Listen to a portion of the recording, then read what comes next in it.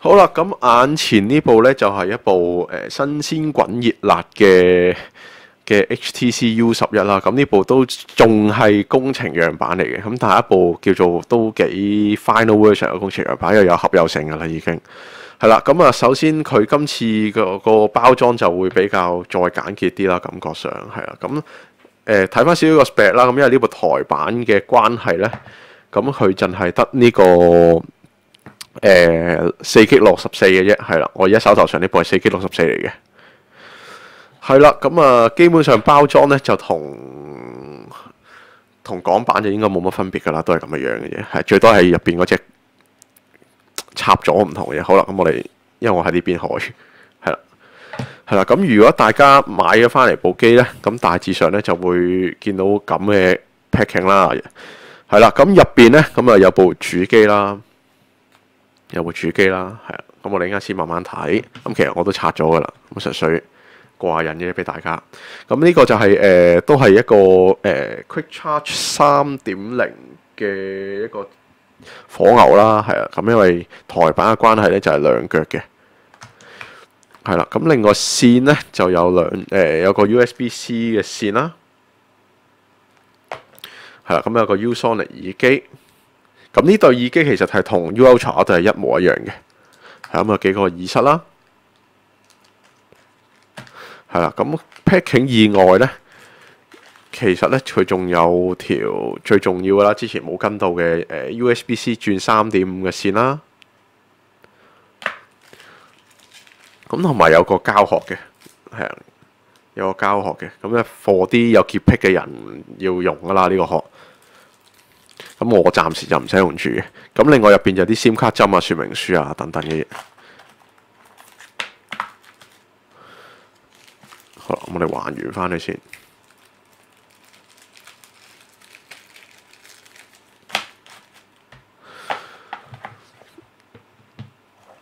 好啦，咁我哋睇睇部機啦。咁上次啊，因為係啦，因為個溝通上有啲問題啦，咁啊，所以令到我嘅直播啊嗰陣時就冇機，但係之後就借到機，咁啊一個美麗嘅誤會啦，我只可以講。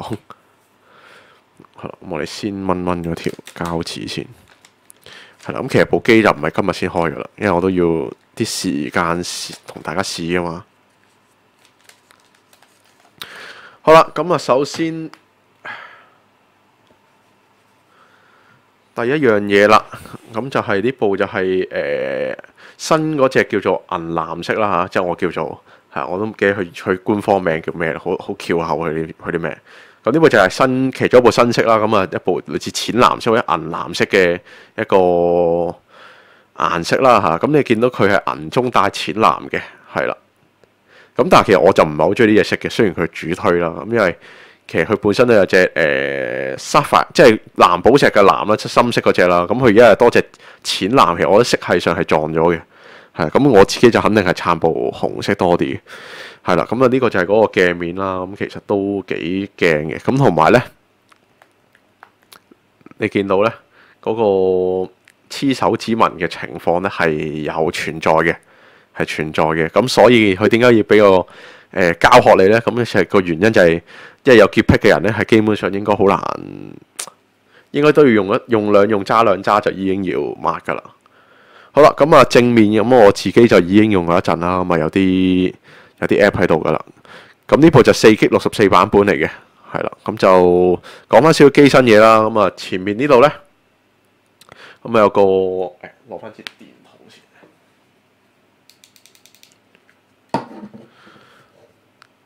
係會唔會好啲？係啦，咁啊，應該冇乜分別。咁即係個底呢度咧，咁啊有個home button 啦，同埋有個 back 啦，同埋一個 multitask 嘅掣啦嚇。係啦，咁啊頂就有個16萬像素嘅前鏡頭啦，咁啊背脊就有個 Ultra Pixel 3嘅鏡頭啦，係啦，咁啊反到 high 嘅。咁又中框就其實唔算話好特別嘅，咁純粹就咁兩粒掣係，咁同埋就係之前我同大家介紹過就係嗰個 Edge Sense 啦，係啦，咁啊已經即刻開相機啦。咁基本上你如果你買翻嚟部機咧，就大致上係咁嘅啫。咁啊冇乜話非常之，即係如果你唔睇個背脊嚟講咧，咁其實部機係冇乜特別嘅正面嚟講，係啦，就係有咁嘅情況嘅。係啦，咁講翻少少呢部機嘅少少嘢啦。咁啊，佢依家呢個咧，其實就冇肯定冇 U Ultra 咁大部嘅。咁其中一個原因就係因為個屏幕咧係得翻5.5寸嘅啫。咁因為之前係5.7，仲要塞隻 second mon 落去咧，咁成部機係成部牛龜咁大嘅。好啦，咁啲人問會問個 size 嘅比較啦。咁我哋先揾咗啲細啲嘅機先，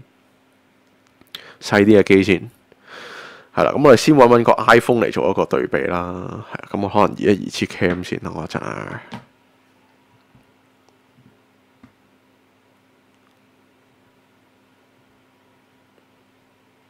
係咁可能好少少。係啦，咁呢個就同 iPhone 7嘅一個比較啦嚇。咁其實就都即係如果你用開5寸或者5.2寸嗰啲機咧，咁其實呢部算係大嘅，會大咗一截啦。你見到，尤其是佢又高又闊，即係個闊度啊爭少少，但係就最主要高咗好多咯。係。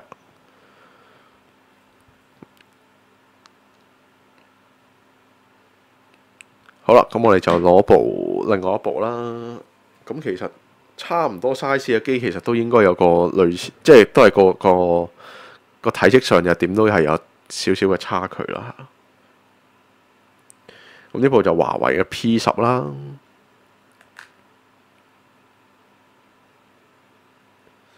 係啦。咁其實就差唔多同 iPhone 嗰個 case。好啦，咁我哋下一步就攞部大少少噶啦。咁啊，華為嘅 P10 Plus。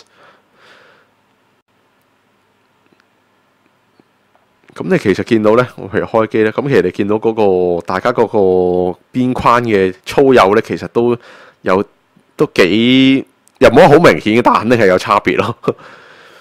係啊，咁我哋就可以咁樣搭起佢啦。咁啊，其實爭好少嘅啫，高度係一樣噶啦，幾乎因為16:9嘅關係啦，高度一樣嘅。咁係爭咗少少邊框偷咗少少位啦，你可以咁樣理解。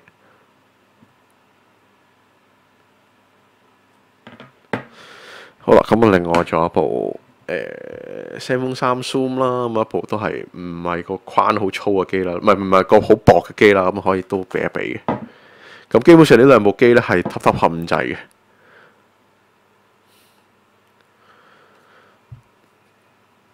係啦。咁至於手感方面咧，咁其實就佢同XF Premium 咧，其實都有幾大，即係個取向好唔同嘅。因為佢就雖然大家都玻璃背啦，咁但係其實佢嗰個，因為你見到咧，佢嗰個都有少少弧度嘅，即係兩邊都有少少弧度嘅。咁變咗你揸上手嘅時候咧，咁就都叫做貼到手啦。咁相對Sony XF Premium 咧。咁就會佢個框都圓啲嘅今次，咁但係就會覺得即係呢部揸落去咧就會冇即係會比呢部更貼咯，嗰部再壓少少咯，感覺上係啦，咁就會係咁啦。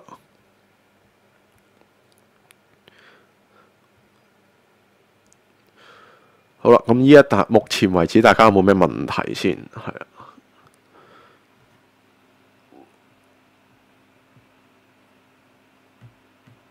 睇下先，哇！放到好大，啲 comment 睇唔到。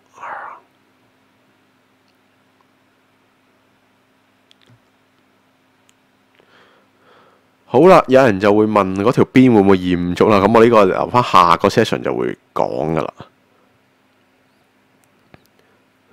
咁同埋都有初步嘅續航力測試嘅，咁但係我就未至於話好準確啦嚇。咁就係啦。好，咁我哋如果大家喺機身個方睇先，有人又問啲同機身有關嘅嘢啦。手感同金屬機身有咩唔同？咁啊，玻璃同金屬嘅分別咯。玻璃其實你就唔會有一種好強烈嘅金屬嘅冷感啦，係啊，咁佢會暖啲嘅相對，同埋如果假設係喺一個熱啲嘅環境或者太陽照射嘅環境，其實佢都會吸熱啲嘅，係呢個玻璃嘅唔好處啦。咁但係就顏色嘅變化上啦，咁玻璃可能係玩得多變化啲嘅，係啊。咁但係頭先你見到其實我都話揸一陣，其實就已經抹手指毛啦。咁係黐指毛嘅，係呢個係肯定嘅。